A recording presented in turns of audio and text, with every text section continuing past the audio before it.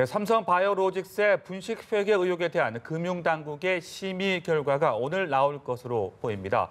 기업 가치를 고의로 부풀린 혐의가 인정돼 검찰에 고발될 경우에는 상장 폐지 여부까지 심사를 받게 되는데요. 네, 주요 쟁점과 또 시장에 미칠 파장까지 전문가와 전화 연결해서 이야기 나눠보도록 하겠습니다. 정철진 경제평론가 연결했습니다. 나오셨습니까? 네, 안녕하십니까? 네, 안녕하십니까? 네. 지난 5월에 이 분식 회계 의혹이 제기가 됐었고요. 오늘 결과가 공개가 된다면 이제 6개월여 만에 분쟁이 일단락되는 셈입니다. 먼저 주요 쟁점 다시 한번 짚어주시죠. 그렇습니다. 시간은 지난 2015년으로 거슬러 올라가는데요. 이제 당시에 삼성 바이오로직스의 자회사인 삼성 바이오에피스의 회계 처리 문제입니다.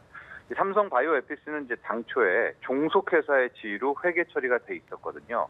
이것을 삼성 바이오로직스가 종속회사에서 관계회사로 바꾸는 이 부분에 대한 것이 이번에 쟁점이 된다 이렇게 되는데요.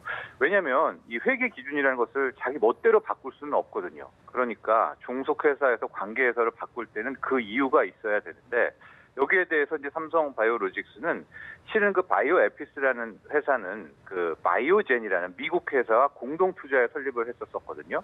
근데 그때 당시 무슨 조항이 있었느냐?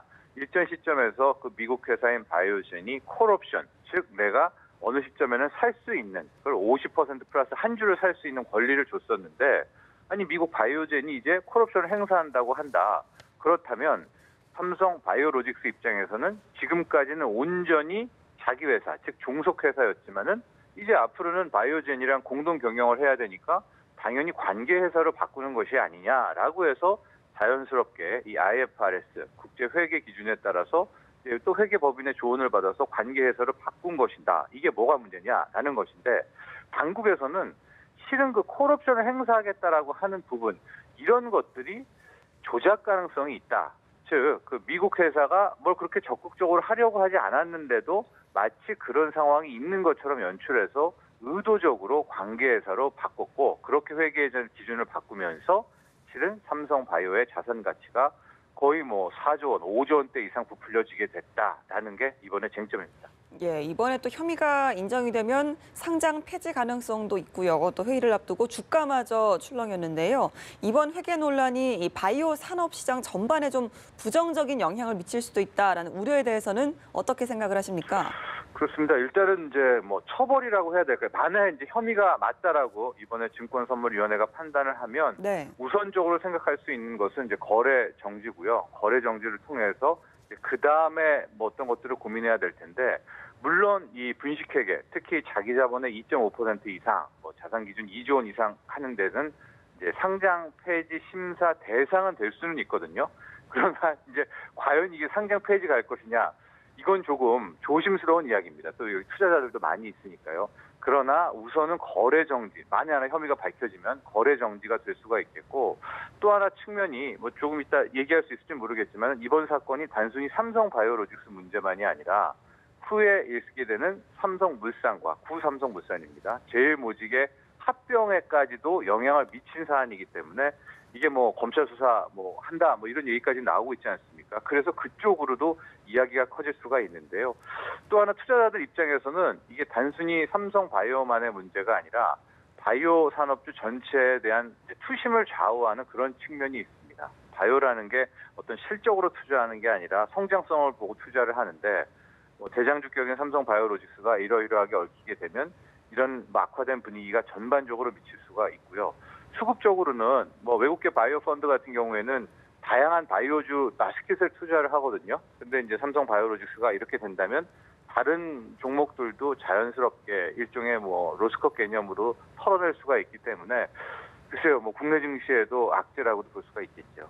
네, 이 불확실성의 해소를 위해서라도 결론이 좀 빨리 나와야 된다 이런 목소리도 있고요. 또 22% 넘게 폭락했던 주가가 어제는 또 올랐습니다. 오늘은 또 주가가 어떨 걸로 예상을 하십니까? 그렇습니다. 네, 주가가 왜 이렇게 롤러코스터를 타느냐. 그제 같은 경우에 거의 20% 넘게 폭락이죠. 그 네. 이유는 당초에 증선위가 좀 곰곰이 시간을 두고 생각하겠다라고 했는데 급작스럽게 14일 오늘 발표를 하겠다라고 하니까 이 투자자 입장에서는 이게 이제 오히려 혐의가 밝혀진 쪽이 아니냐, 분식회계 가능성 쪽이 아니냐라고 해서 투매가 나왔기 때문에 폭락을 했고요. 어제는 또 왜 급반등이 나왔냐? 이게 뭐 실질적으로 분식회계라고 하더라도 상장 폐지는 아닐 것이다. 어느 정도 거래 정지 기간의 문제다라고 해서 또 뭐 그런 마인드를 가지고 오르는 뭐 이런 상황인데, 오늘 같은 경우에도 쉽사리 주가를 예측하기는 그런 어려운 상황이다. 뭐 섣불리 저도 말씀드릴 수가 없지만은요. 아마도 뭐 증선이 판단을 바라보면서 숨죽인 그런 하루가 될 것 같습니다. 네, 삼성바이오로직스 측은 이제 적법한 회계 처리였다라는 입장을 주장해 오지 않았습니까? 그런데 네. 이 고의로 이 분식회계 정황이 담긴 문건이 공개가 됐습니다. 상황 자체는 좀 삼성로직스에 불리하게 흘러가는 모양새인데 어떻게 보십니까? 그렇습니다. 이제 더불어민주당 박용진 의원이 이제 함께 참여연대 등이 함께 공개한 그런 문건이었는데, 뭐 약간 복잡하기는 한데 그 핵심은 그 내부 문서를 좀 보면은요.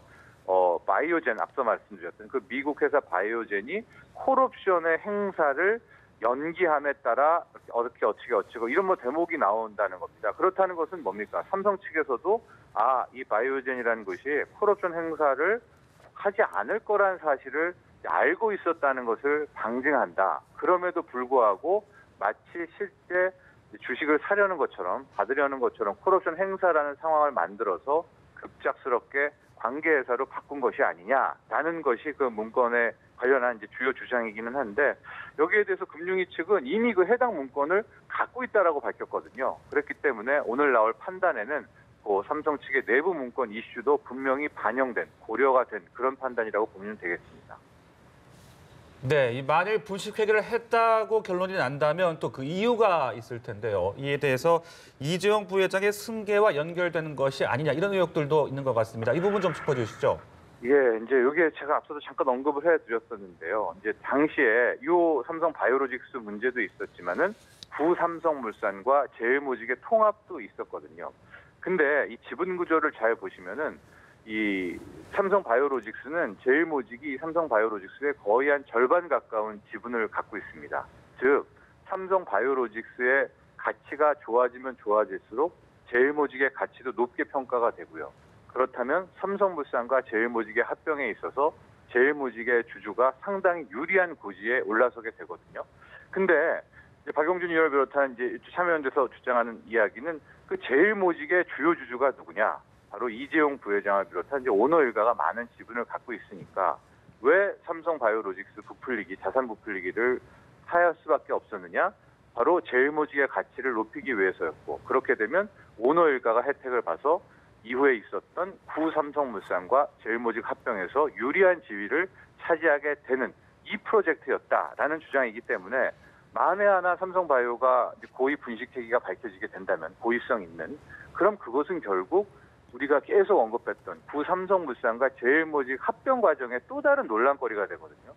그럼 이제 이 이슈가 지금 현재 돼 있는 삼성물산에까지 또 여파를 미칠 수가 있으니까 이게 이제 또 다른 가지치기가 나오는 그런 사건이기도 하는 겁니다. 네. 예. 오늘 최종 결론이 나오게 된다면 불확실성이 해소되는 만큼 좀 호재 작용 가능성도 있다고 볼 수 있겠습니까? 글쎄요. 이제 만약에 고의 분식회계가 아니라고 한다면은 삼성바이오 입장에서는 뭐 초대형 호재라고 할 수가 있겠고요.